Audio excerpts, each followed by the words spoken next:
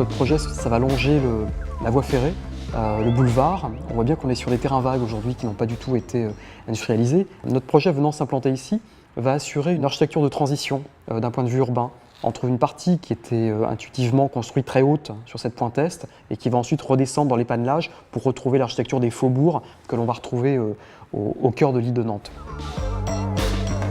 Alors sur Playtime, c'est très simple, donc l'activité reste au rez-de-chaussée. C'était le centre de remise en forme. C'est l'activité qui était ouverte au public. Ensuite, on a voulu concevoir 2 immeubles qui finalement allaient être séparés par un jardin. Sur le premier immeuble sur rue, on allait retrouver à l'étage et en relation directe avec le centre de remise en forme, une école du sport qui allait utiliser tout un étage.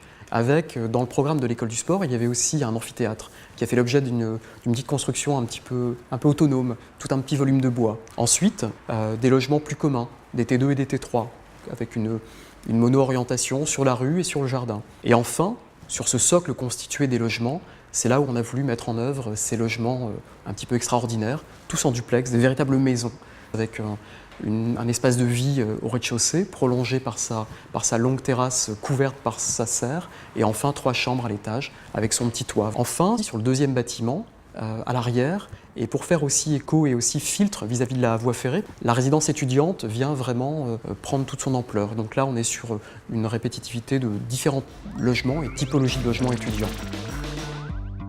Comme on est venu s'implanter dans la largeur de la parcelle et non pas dans la longueur, effectivement, on a dû faire des choses assez minces, assez condensées. Il a fallu faire un immeuble lame, qui est un immeuble filtre, donc qui va recevoir le programme des logements étudiants. Et c'est un immeuble mince, très mince, constitué d'une couche de logement, d'une circulation, c'est la coursive arrière, protégée par la toile.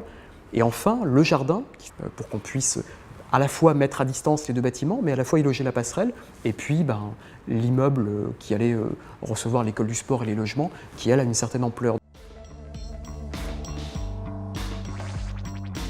On aimait bien aussi l'idée de rentrer dans un bâtiment, en sortir à l'extérieur, prendre une passerelle, un petit espace un petit peu rêvé, un peu suspendu, enfin reprendre une autre petite passerelle et rentrer chez soi. L'idée du parcours là et de l'usage pour pouvoir se retrouver finalement a été vraiment concentrée sur cette passerelle bois. Donc ce parcours, on l'a retrouvé cette fois-ci à l'échelle du bâtiment. C'est un espace suspendu, c'est un espace aussi qui fait filtre par rapport aux 2 immeubles, parce que les immeubles, on est dans une densité extrême dans ce projet de Playtime, une très très forte densité. Donc il fallait aussi que l'on multiplie les filtres pour que chacun se sente bien chez soi. Et cette passerelle vient entre les maisons, les logements plus communs et la résidence étudiante, faire filtre pour que chacun puisse être chez soi avec des vues filtrées.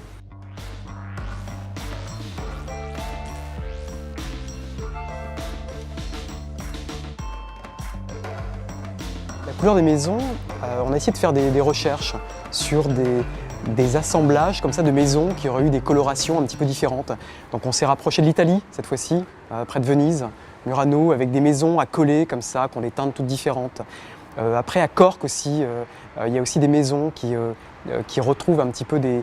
Donc là on navigue un peu dans toute l'Europe. C'est un peu l'icône de la maison quand même. La maison elle est toute simple, elle est droite, elle a son toit. On est plus sur une iconographie de la maison, quoi. Plus que sur une naïveté, mais ça revient peut-être au même. Dans cette résidence étudiante, on y accède par des coursives. Et il nous fallait trouver un matériau qui puisse venir fermer un peu cette coursive pour la protéger des intempéries. Alors pas forcément de l'air, mais notamment de la pluie. Donc c'est là où on a trouvé ce matériau à la fois translucide, qui permettait, lorsque l'on circule dans les coursives de la résidence étudiante, de voir, mais lorsqu'on est sur la passerelle bois, on ne voit pas l'ensemble des circulations de la résidence étudiante. Donc il y avait un effet de vue non vue à travers ce matériau et cette toile.